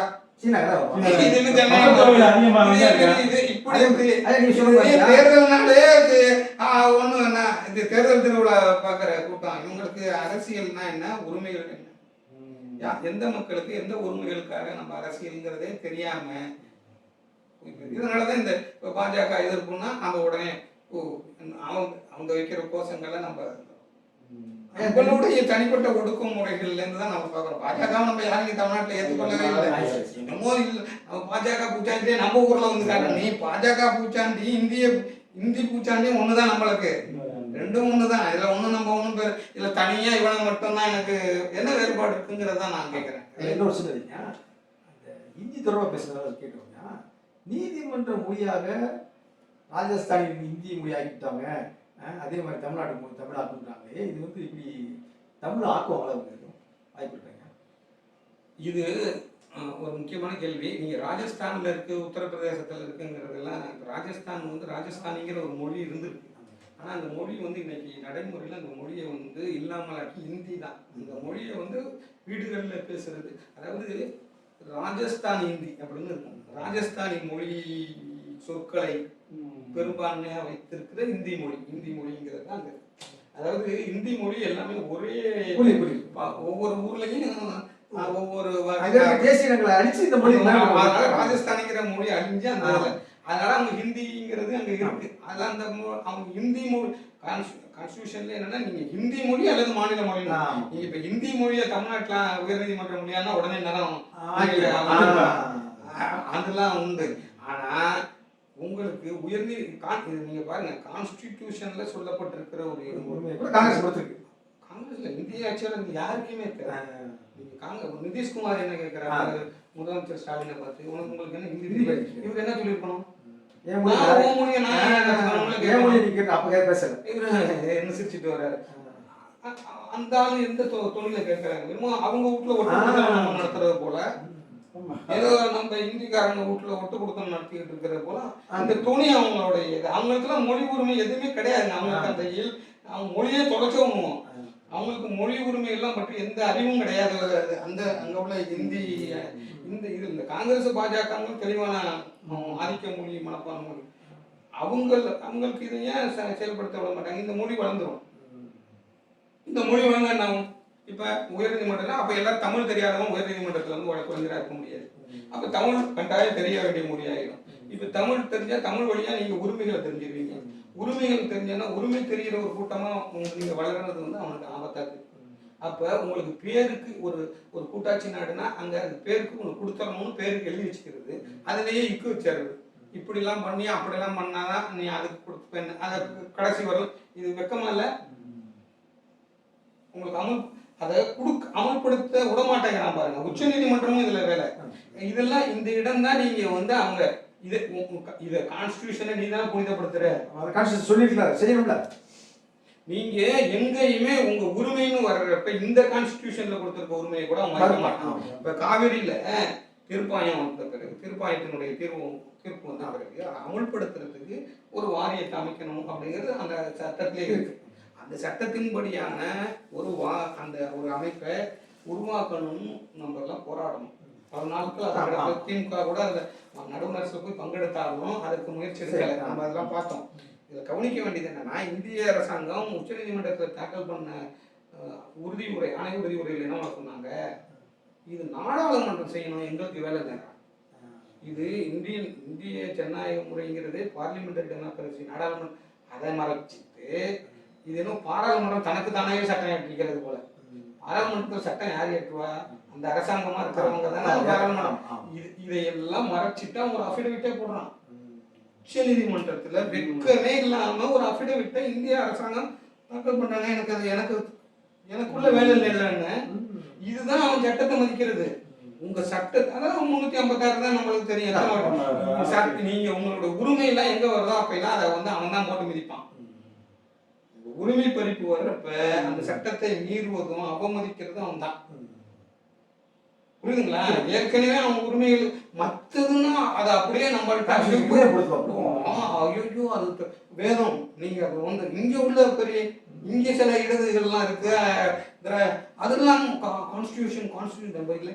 இது என்ன கான்ஸ்டியூஷன்ல இப்போ கண்டாங்கன்னு தெரியல. இது வந்து தேர்தல் வீதாச்சார முறைப்படி வாக்கு வாங்கினா எப்படி அது நீங்க வந்து இப்ப இருக்கிற தேர்தல்ல பணம் வந்து பாஜகவுக்கு பல ஆயிரம் கோடி வந்ததுங்கிறது உச்ச நீதிமன்றத்தில் வழக்கு போனதான். அடுத்தது எல்லா ஊடகங்களும் அந்த கட்சிக்கு சார்பாக செயல்பட்டாங்க. தேர்தல் ஆணையம் உள்ளிட்ட ஆட்சியாளர், அரசு அதிகாரிகள், அரசு நிறுவனங்களும் அவங்களுக்கு சார்பாக இவ்வளவு தான் இந்த பாஜக இந்த வெற்றியை பெற முடிஞ்சதுங்கிற அளவுக்கு விமர்சனம் பண்ணாங்க. இந்த தேர்தல் வந்து இவ்வளோ நம்ம தமிழ்நாட்டில் இடதுசாரி வேட்பாளர்களுக்கு கூட வேட்பாளர்கள் நின்ன இடங்கள்ல கூட பணம். இது இப்படி ஒரு அசிங்கமான ஒரு தேர்தல அருவருக்கத்தக்க ஒண்ணு வந்து ஒரு ஜனநாயகம்ங்கிறது வெக்கக்கேடான ஒண்ணு இல்லையா? பணம் கொடுத்து தேர்தல் இங்க எங்க இருக்கப்ப இது என்ன? இந்த ஜனநாயகத்தை வந்து அப்படியே நம்ம வந்து கொண்டாடிக்கிட்டு இது ஜனநாயகம். இது என்னன்னா பாஜக இவ்வளவுதும் பண்ணி அவங்க வாங்கியிருக்கிறது 37%. 63% மக்கள் இருக்காங்கல்ல. இப்ப அவங்க இது எப்படி இந்த தேர்தல் முறை? இதுதான் இந்தியாவில் இருக்கிற ஜனநாயகம். இதை வந்து இதுல வந்து தேர்தல் மிஷன்ல போறாரு, மறுவாக்கு வாய்ப்பு இல்லை, மறுபடியும் ஏகப்பட்ட இது வந்து ஒரு தேர்தல் முறையில இன்னும் இந்த மிஷின்கிறதெல்லாம் முதல்ல நிராகரிக்கணும். இதை வந்து வச்சுக்க. இதை இப்படிலாம் இருந்தாலும் இவ்வளவு குறைபாடு கொண்ட ஒரு தேர்தல் முறையை தொடர்ந்து வச்சுக்கிறாங்க பாருங்க. இதுல ஏன்னா இந்த திமுக, அதிமுக எந்த கட்சியா இருந்தாலும் இந்த தேர்தல் முறையை ஏன் இவங்க கூட மாயாவதி கட்சி கூட இந்த தேர்தல் முறையை மாற்ற விரும்பல. ஏன்னா இவங்க திருப்பி ஆட்சிக்கு வர்றதுக்கு வாய்ப்பு இருக்கு அப்படின்னு நினைக்கிறாங்க. அப்போ அதனால இந்த தேர்தல் முறையை மாத்துனா நமக்கு அதிகாரம் போயிடுமோங்கிறது தான் காங்கிரஸ் உள்ளிட்ட அத்தனை கட்சிகளுடையது. இவங்க உண்மையான ஜனநாயகத்தை நோக்கி இவங்க போறதுக்கு வரவேற்று. ஏன்னா இந்த குறைந்தபட்ச மிஷனை தூக்கி எதிரத்துக்கு கூட வரல. புரியுதுங்களா? இந்த மிஷன்ல இவ்வளவு சந்தேகம் வருது இல்லை. நம்மளுக்கு ஒரு சந்தேகம் இருக்கு, இது வந்து நம்ப தகுந்ததான ஒரு அப்ப ஒரு சந்தேகத்துக்கு இடமளிக்கிற ஒரு அது வைக்க முடியாது. சந்தேகம் உறுதியான சந்தேகம், ஒன்றும் சாதாரண இல்லை, ஒரு உறுதியான அதை தூக்கி விட்டுறதுக்கு என்ன ஏன் முடியல? ஆனா வாங்க ஜனநாயக பங்களிப்பு வேணுங்க, ஜனநாயக பங்களிப்பு வாங்க எல்லாரும் அப்படின்னு நம்மளை கூப்பிடுறது எதுக்கு? இதெல்லாம் நம்ம சுரண்டுறதுக்கும் ஒடுக்கிறதுக்கும். அப்ப இந்த தேர்தல் முறையில இவ்வளவு கேவலமான ஒரு உலகத்துல கேவலமான ஒரு தேர்தல் எங்கேயுமே கிடையாது. அதனால இந்த தேர்தலை மாத்துனா இந்த உலகத்தில் வந்து எத்தனையோ நவீன முறைகள்லாம் வந்துட்டு ஜனநாயகத்தினுடைய மேம்பட்ட முறையில் விகிதாச்சார பிரதிநிதித்துவத்தை அதை பெற்ற வாக்குகளுக்கு தகுந்த பிரதிநிதித்துவம் அது வந்து அதுல வந்து அனைத்து வாக்குகளுக்குமே பிரதிநிதித்துவம் கிடையாது, உறுதி செய்யப்படுற ஒரு இதனுடைய பல்வேறு வடிவங்கள் இருக்கு. ஐரோப்பாவில், ரஷ்யாவில், இலங்கையில கூட இது பல நாடுகள்ல எவ்வளவோ அந்தந்த நாட்டுக்கு தகுந்தாப்ப அதுல மாற்றி அமைச்சு மிக சிறந்த முறையெல்லாம் வந்துட்டு இவன் அறந்த பழசு இருக்கு. இப்ப இங்க இருக்குது அறந்த பழசுல இவ்வளவு கோளாறோட எது மிஷின் கோளாறு, பணம் தேர்தல் பணம் கொடுக்கலாம், அது நல்லா அடிக்கலாம் பண்ணலாம் எல்லாம் இது இந்த அசிங்கத்தை வச்சுக்கிட்டு இதையே இதுதான் ஜனநாயகம் ஜனநாயகம் நம்மளுக்கு இதை மாற்றத்துக்கு கான்ஸ்டியூஷன்ல வழி இல்லை, கட்சிகள் வராது. இதுக்கு எப்படி என்ன பண்ண போறீங்க?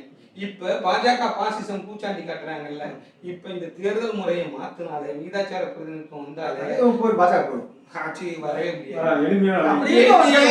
இந்த தேர்தல் திருத்தத்தை எவனுமே பேச மாட்டாங்க. இப்ப கூட்டு கலவாணியா இருக்கிறவன் யாருன்னு பாத்துங்க, இந்த இந்தியா கூட்டணியில உள்ளவனும் பாஜகவோட கூட்டணி வச்சிருப்பான். இதுல தலைவர் நிதிஷ்குமார் இந்தியா தலைவர் இருந்தாரு.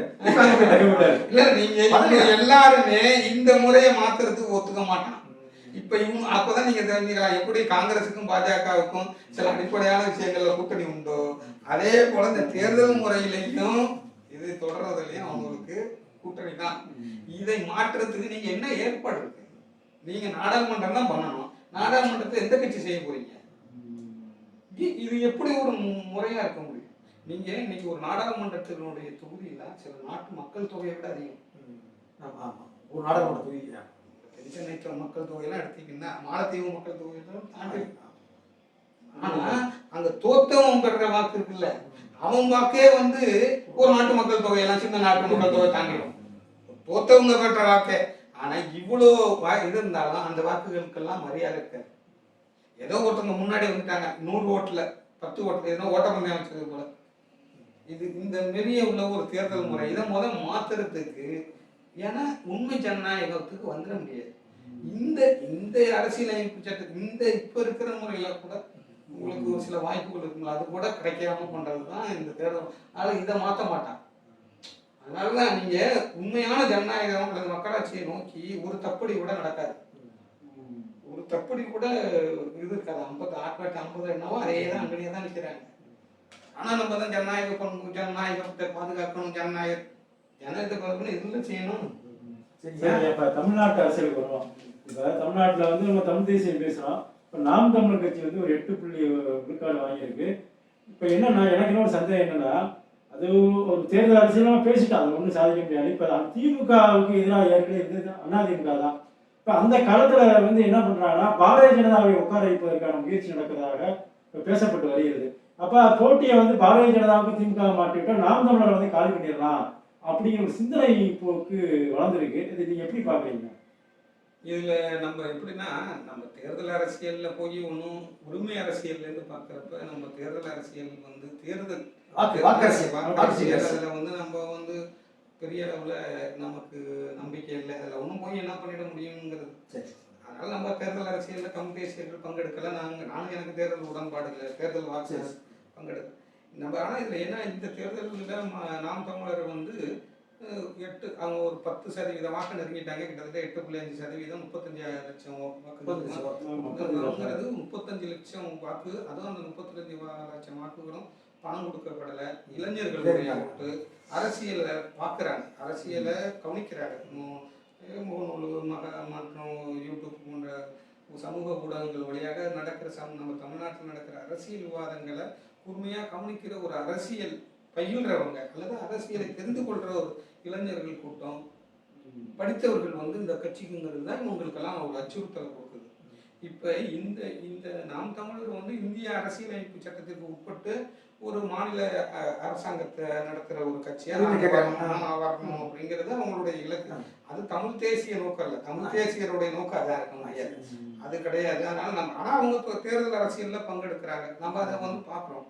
இது என்னென்னா சில மாநிலங்களில் நம்மளுக்கு தமிழ்நாட்டில் இந்திய கட்சிகளும் திராவிட கட்சிகளும் பேரில் கூட திராவிடங்கிற கட்சிகள் வந்து தமிழ் அடையாளத்தையே எதிர்க்கிற கட்சிகள்ங்கிறப்ப இப்போ நாம் தமிழர் கட்சிங்கிறது ஒரு தேர்தல் கட்சியாக மாநில கட்சியாக வருவதுங்கிறது வந்து ஒரு சாதகமான பார்க்குறாங்க. அதை வந்து கூட அகில இந்திய கட்சிகளால் பொறுக்க முடியாது. அதை பாருங்க, அகில இந்திய கட்சிகளும் திராவிட கட்சிகளும் எவ்வளவு வன்மத்தோட பாக்குறாங்க. அகில இந்திய கட்சி காங்கிரஸ் கட்சியினுடைய மாநில செயலாளர் செல்வ பெருந்தகை ஏதோ பெரிய ஏதோ ஆபத்தான எவ்வளவு அந்த சொல்ல பாருங்க. அதே மாதிரி கார்த்திகை சிதம்பரம்னா அடுத்தது அந்த திருவள்ளூர் தொகுதியில ஜெயிச்சு வந்திருக்கிற காங்கிரஸ் எம்பி, இவங்கெல்லாம் பாத்தீங்கன்னா பிஜேபி குரல்ல நம்ம ஏதோ தமிழர் தீவிரவாதம் எவ்வளவு இதை பாருங்க. ஒரு 25-30 ஆண்டுகளுக்கு முன்னாடி இந்த பயமுறுத்துவாங்க இன்னைக்கு அதே சொல்றாங்க. இவங்களுக்கு என்னன்னா இன்னைக்கு நீங்க நுட்பமா கவனிச்சீங்கன்னா தமிழ்நாட்டுல வந்து எதிர்கால அரசியல் இதே எதிர்கால அரசியல்ல தமிழர் அடையாளத்தை கொண்ட ஒரு கட்சியை மாநில அரசியல்ல வலுவாக இருப்பதை கூட சகித்து கொள்ள முடியாததா இருக்கிறாங்க இந்த திராவிட கட்சிகளும் அகில இந்திய கட்சிகளும். அது எந்த வகையான கட்சியா இருக்கலாம். இப்ப அதனால என்ன செய்யறாங்க, இந்த திராவிட அனுசரணான பார்வையாளர் இவங்க ஆய்வாளர்கள்லாம் இருக்காங்க, அவனுக்குலாம் என்ன பாஜக கூட வந்துருக்காங்க, இவன் வந்துடக்கூடாது. நாம் தமிழர்ங்கிற ஒரு கட்சி திமுக எதிர் பாஜக, அது அகில இந்தியம் திராவிடம் இப்படி ஒரு முரண்பாடை கட்டி வச்சிருக்கோம். ஆனா இந்தியம் தேசிய உரிமையை கேட்டு வந்துடக்கூடாது. அது தமிழ் அடையாளத்துல தமிழர் அடையாளத்துல கட்சி இருக்கிறத வந்து அவ்வளவு ஆபத்தா ஒரு ஆபத்தா பாக்குறாங்க. அதுதான் நம்ம கூர்ந்து கவனிக்கணும். நம்ம தேர்தல் அரசியல்ல வந்து கவனிக்கிறப்ப இப்ப நீங்க இந்த கட்சிகள்லாம் இருக்கு. இப்ப திமுகவுடைய தோல்ல ஏறி 10 காங்கிரஸ் எத்தனை தொகுதியில வெற்றி பெற்று இருக்காங்க. அவங்களுக்கு அங்க செல்வாக்கு இருக்கா? நாம் தமிழரோட தனியா போட்டியிட சொல்லுங்க, 2 கட்சியும் தனியா போட்டியிட சொல்லுங்க. இந்த கட்சி தனித்தனியா எந்த தொகுதியிலும் நாம் தமிழர் வாங்க அதிகமான வாக்கு. ஆனா இன்னைக்கு 9 இது ஏன் இந்த திமுக தூக்கி சுமக்குறாங்கன்னா அது வேற கணக்கு. அவங்களுக்கு அதே போல அவங்க சென்ட்ரல்ல நாளைக்கு ஆட்சிக்கு வந்தா நம்ம போய் அங்க நல்ல முக்கியமான துறைகளை வாங்கி அது அவங்களுக்குள்ள கணக்கு. ஆனால் நீங்க இந்த காங்கிரஸ் கட்சி இடத்த நம்ம எப்படி இப்ப பாக்குறப்ப நாம் தமிழர் ஓட்டை கூட அவங்க வாங்க முடியாது. இதுதான் உண்மை, இதுதான் இன்னைக்கு இருக்கிற உண்மை. ஆனால் நம்மளிடம் இவங்க வந்து திமுக அன்னைக்கு என்னன்னா காங்கிரஸ் கட்சியை உயிர்ப்பிச்சுக்கிட்டே இருக்காங்க. கிட்டத்தட்ட இல்லாம உயிர்ப்பிச்சு அது தேவை, அவங்களுக்கு தேவைப்படுது. டெல்லியில போய் கூட்டணியை வச்சுக்கிட்டு அதிகாரத்தை செலுத்தலாம். அதெல்லாம் துணைப்பு, அதெல்லாம் இந்தியா காக்க அழைக்கிறீங்கன்னா அதனால நீங்க இந்த இந்த சமூக ஊடகங்கள் உள்ள உங்களையும் பாத்தீங்கன்னா அது இவங்க இந்த கட்சியை வந்து நக்கல் பண்றது, நாம் தமிழரை நக்கல் பண்றது, ரொம்ப பெரிய அறிவாளிகளாட்டம் அவங்களை வந்து பாஜக போன்ற இவங்களை வைக்கிறது. ஒரு ஒடுக்குன்ற இருக்கிற ஒரு தேசிய உரிமையில ஏதோ ஒரு வகையில அவங்க பேசுறேன், அது முழுமையா பேசுறாங்களா அதை கூட பார்க்காம பாஜக போன்ற ஒரு கட்சியாக இதை முத்திரை கூட்டி வருது. இது ஒரு அரசியல் கோளாறு. இந்த இது பண்ணிட்டு இதுக்கு ஒரு கூட்டம் முகநூல் சமூக ஊடகங்கள்ல இது பிரச்சாரமாவே முன்னெடுக்கப்படுது. இவ்வளவையும் தாண்டி அந்த கட்சி ஏதோ மக்கள்கிட்ட இந்த எதுவுமே பண்ணாம உங்களோட ஓட்டுகளை வாங்கியிருக்க முடியுதுன்னா அது வந்து இந்த கருத்து போய் சேர்ந்திருக்கிறத நம்ம பார்க்கணும். இதை கூட பொறுத்து கொள்ள முடியாத இது எதிர்கால அரசியல் எப்படி அமையுங்கிறது நம்மளுக்கு தெரியல.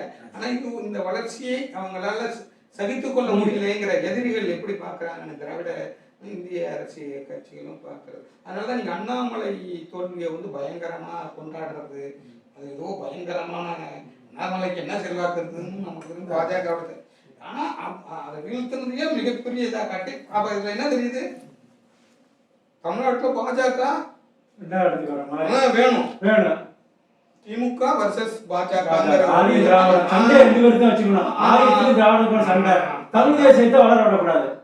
இதுதான் அவங்களுடைய அதுதான் நம்ம புரிஞ்சுக்கணும்.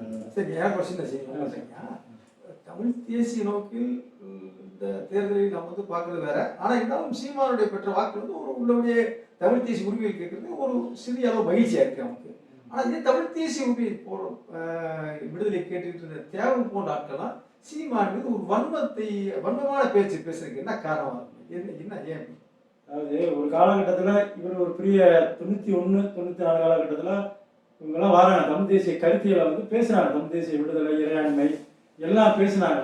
ஆனா அவங்க அன்றைக்கு வந்து ஒரு காத்திரமா பெரிய அளவுல பேசினாங்க. அதாவது தன்னுரிமை என்பதை கூட அதை வந்து ஒரு சட்டவாதம், இந்திய அரசியல் சட்டத்துக்கு உட்பட்டு வாங்க முடியாது. சோவியத் யூனியன்ல வந்து தன்னுரிமை கொடுக்கப்பட்டுருச்சு, அந்த அதிகாரம் இருந்துச்சு, அதை பயன்படுத்தி பிரிஞ்சு போனாங்க.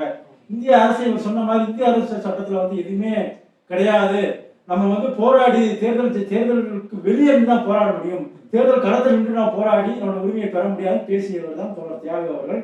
அந்த 2009 ஈழப்போர் நடந்த காலகட்டத்தில் கூட சிங்களத்துக்கு ஆதரவாக காங்கிரஸ் கட்சி இருந்ததை கண்டு கடுமையாக பண்ணவர். அந்த தேர்தலில் கூட காங்கிரஸை தோற்கடிப்போம் அப்படிலாம் அவர் பிரச்சாரம் பண்ணார்.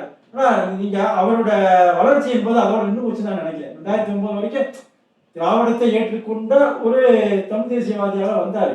ஆனால் பிற்காலத்தில் பார்த்தேன் 2009 பிறகான காலத்துல இளைஞரோட எழுச்சி வந்துருச்சு. இந்த படுகொலைக்கு திராவிடம் ஒரு காரணம், மத்திய அரசோட சேர்ந்துக்கிட்டு திராவிடம் உறுதுணையாக இருந்துச்சு கருத்து வந்து வலுவா வந்த பிறகு தமிழ் தேசிய எழுச்சி வந்து மிகப்பெரிய அளவுல வந்துருச்சு. ஒரு தடைக்கல்லாக பார்க்க வேண்டிய சூழல் வந்துருச்சு. இப்ப தியாகு போன்றவர்கள் அந்த இடத்துல அடுத்த இடத்துக்கு மாறல.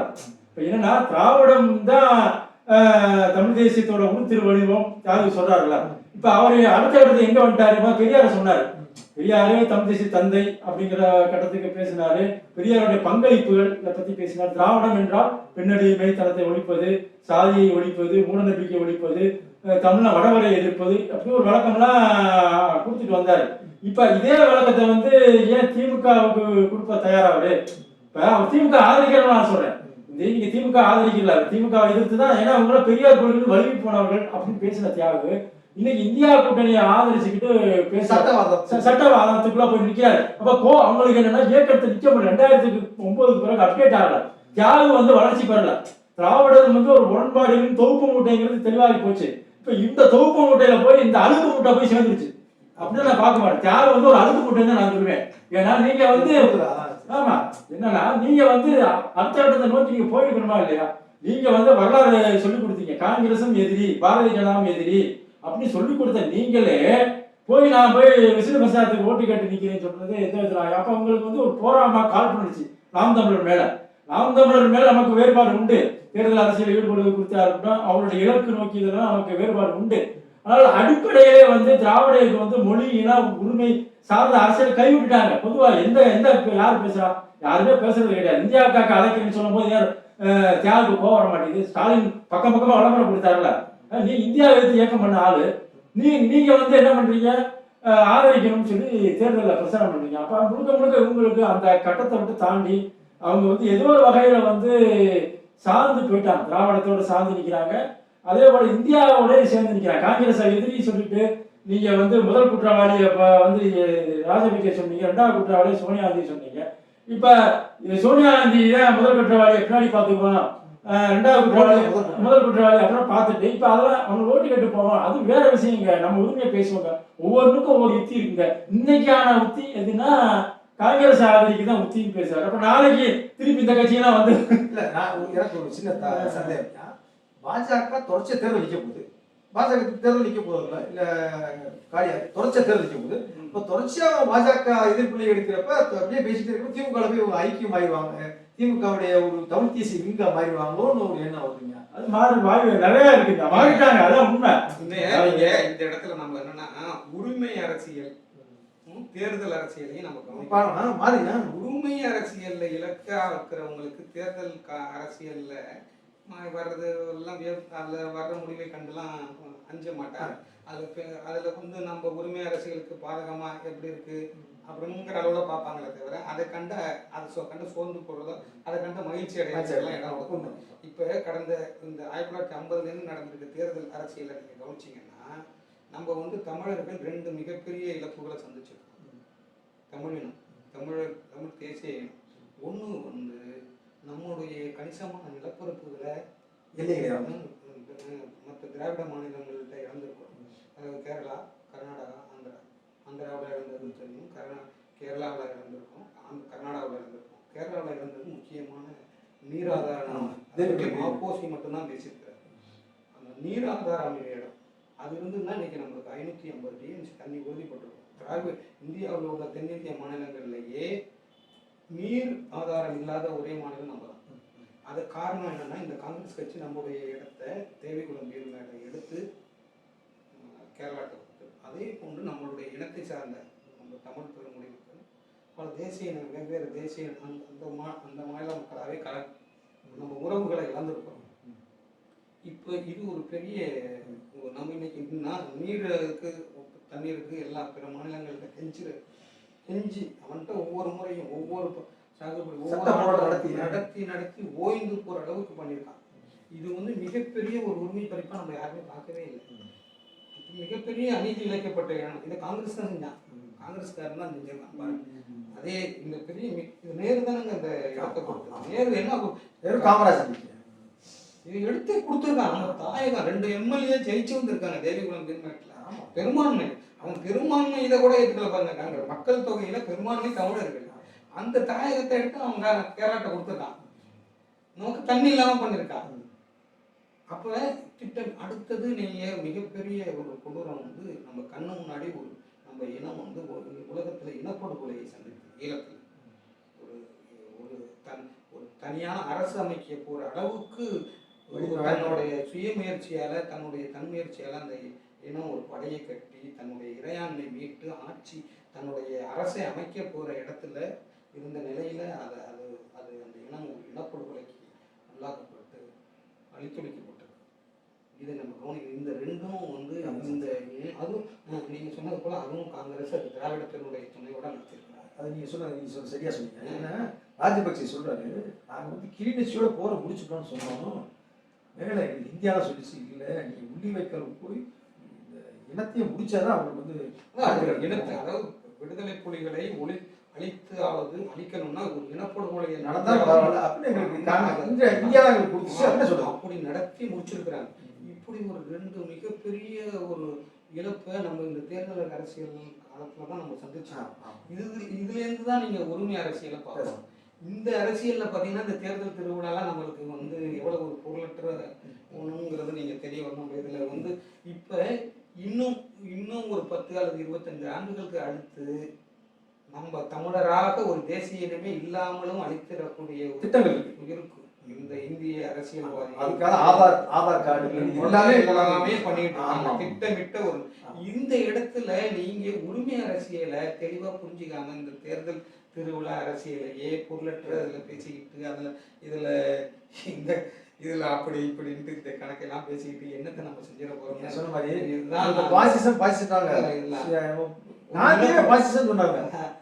இனப்படுகொலைக்கு உள்ளான இனத்தை நோக்கி இன்னைக்கு காங்கிரஸ்காரர்கள் எவ்வளவு வன்மமா ஆசிட்டான சொற்களை பயன்படுத்த ஒரு இனப்படுகொலையை செஞ்சுட்டு கூட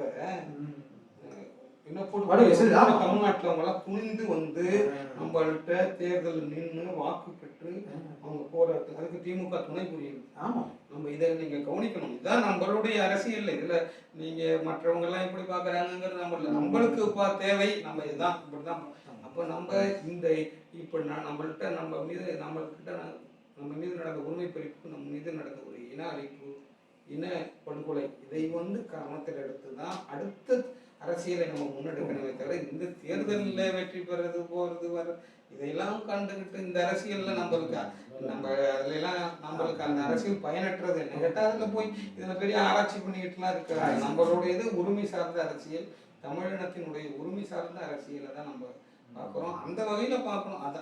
அந்த இலக்குல இருந்து தான் தமிழ் தேசிய ஆய்வாளர்கள் சிந்தனையாளர்கள் எல்லாம் அப்படிதான் பார்க்கணுமே தவிர இந்த தேர்தல் கண்டு தேர்தல் அரசியல் விளைவு இதுல வந்து சில விளைவுகளை அதை கவனிச்சுக்கிட்டு அதுக்கு நம்ம எதிர்வினை ஆற்றணும். அதுலயே போய் உளுந்து அதுலயே பண்ணிக்கிட்டு அதுங்க முடியாது. நம்ம உரிமை அரசியல்ல தான் நம்மளுக்கு இலக்கு. அதுதான் நம்மள பாக்குறோமே தவிர நம்ம தேர்தல் வெற்றி தோல்வி எல்லாம் நம்மளுக்கு அதை அதுல கண்டு நம்ம அந்த இதுலதான் நம்ம சொல்றோம். காங்கிரஸ் கட்சி நம்மளுக்கு இந்த 2 திங்களையும் காங்கிரஸ் கட்சி பங்குண்டு அதுல இருந்து எந்த விதத்துலயும் திருந்தி கொண்ட கட்சியாவும் இல்லை. நம்ம இவ்வளவு திருந்தின கட்சியால பெரிய அப்பயும் இந்த கட்சியை கொண்டாந்து வச்சுக்கிட்டு ஜனநாயக மீட்பராகவும் மக்களாட்சியோடைய உன்னதமான சின்னங்களாகவும் இந்த தலைவர்களை எல்லாம் முன்னிறுத்துறது எவ்வளவு ஒரு அருவருக்கத்தக்க வேலையை செய்கிறாங்க அப்படிங்கிறத நம்ம தெளிவா சொல்லிருக்கீங்க. மிக அருமையாக இப்ப நடந்து முடிந்த தேர்தலில் எப்படி பாரதிய ஜனதா வெற்றி குறித்து நம்ம பேசணும்.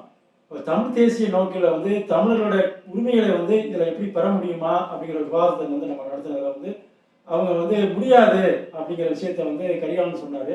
அதே போல இந்திய அரசியலமைப்பு சட்டமே தன்னுடைய உரிமைகளை பறிச்சு வச்சிருக்கு. அப்ப உரிமையை பறிச்சு வச்சு அரசு சட்டத்தின் மூலமா நடத்தக்கூடிய தேர்தலில் நம்ம எப்படி பங்கெடுப்பது சரியா இருக்கும் அப்படிங்கிற கருத்தையும் சொன்னாரு.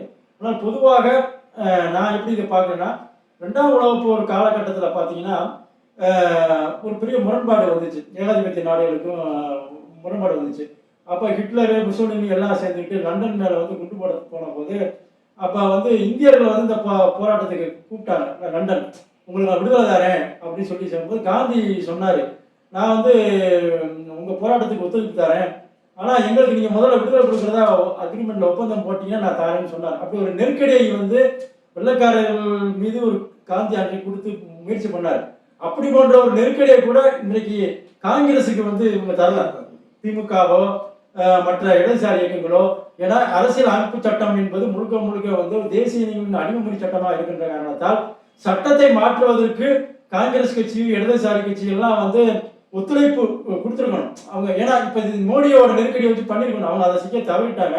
அதனால நான் முழுமையாக தமிழ் தேசியத்துக்கான போராட்டம் என்பது தேர்தல் களத்துக்கு வெளியே நிற்கக்கூடிய ஒரு போராட்டம் தான் அப்படிங்கிற தெளிவாக இருக்கும். ஏன்னா கடந்த காலத்தில் கதிராமங்கலம் போராட்டம், கூடங்குளம் அணுகுலை எதிர்ப்பு போராட்டம், நீட்டுனா எதிர்ப்பு போராட்டம், இப்படி தொடர்ச்சியாக பார்த்தீங்கன்னா தேர்தல் களத்துக்கு வெளியே நின்று நாம் போராடி சில உரிமைகளை பெற்று இருக்கின்றோம். அதுதான் நம்ம யதார்த்தமான உண்மை. அது போன்ற போராட்டங்களை நாம் முன்னெடுப்பு தான் தீர்வு என்பதை இதன் மூலமாக தெரிய வருகிறது. பங்கெடுத்து கொண்ட கரிகாலன் அவர்களுக்கும் தோழர் அருணாசலம் அவர்களுக்கும் நன்றியை தெரிவித்துக் கொள்கிறேன். நன்றி.